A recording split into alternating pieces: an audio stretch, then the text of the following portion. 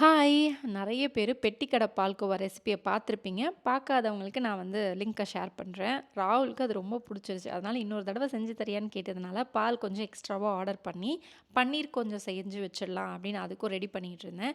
Meanwhile அதுக்கப்புறம் கொஞ்சம் ஆம்லா இருந்தது. அதையும் ஜூஸ் போட்டு வச்சுட்டா, டெய்லி கொஞ்சம் கொஞ்சம் குடிச்சுக்கலாமேன்னு அதையும் ரெடி பண்ணிட்டு இருந்தேன். டெய்லி இந்த மாரி போட்டு வச்சு குடிக்கலாமான்னு கேட்பீங்க. ஸோ நல்லாருக்கு. ஒரு வாரம் நான் ட்ரை பண்ணி பார்த்தா நல்லா தான் இருந்துச்சு. அதனால ரெடி பண்ணிட்டு இருந்தேன். யாராவது வீட்ல வந்து சவுத் இந்தியன் பிரேக்ஃபாஸ்ட் இல்லாம, இந்த மாரி இங்கிலீஷ் பிரேக்ஃபாஸ்ட் சாப்பிட்டுருக்கீங்களா? அப்படின்னு சொல்லுங்க. கொஞ்சம் வாஃபிள், அதுக்கப்புறம் எக்ஸ், அதுக்கப்புறம் வந்து மில்க் ஷேக் இந்த மாதிரி காலையில பிரேக்ஃபாஸ்ட் சாப்பிட்டுருக்கீங்களா? அப்படின்னு சொல்லுங்க. ஏன்னா, நான் நெறைய நாள் வந்து எனக்கு உடம்பு முடியல, செய்ய புடிக்கல பிரேக்ஃபாஸ்ட்லாம் அப்படின்னா, இந்த மாதிரி சிம்பிளா ஏதாவது பண்ணி குடுத்துருவேன். அதுவே ரொம்பவே ஃபில்லிங்கா இருக்கும். இன்னைக்கு அதே மாதிரி தான். வாஃபிள் பண்ணிட்டு, எக் பாயில் பண்ணிட்டு, ஒரு மில்க் ஷேக் ஆர்யா, ராகுலுக்கும் போட்டு குடுத்துட்டேன். எனக்கு வந்து சத்து மாவு கஞ்சி, பாயில்டு எக்ஸு, கொஞ்சம் ஆமண்ட்ஸ், அப்புறம் கொஞ்சமா வந்து நானும் இந்த வாஃபில டேஸ்ட் பண்ணினேன். இதுதான் இன்னைக்கு நான் பண்ண பிரேக்ஃபாஸ்ட். உங்களுக்கு பிடிச்சிருக்கா இல்லையான்னு கமெண்ட்ல சொல்லுங்க. இன்னொரு வீடியோல பார்க்கலாம். பாய்.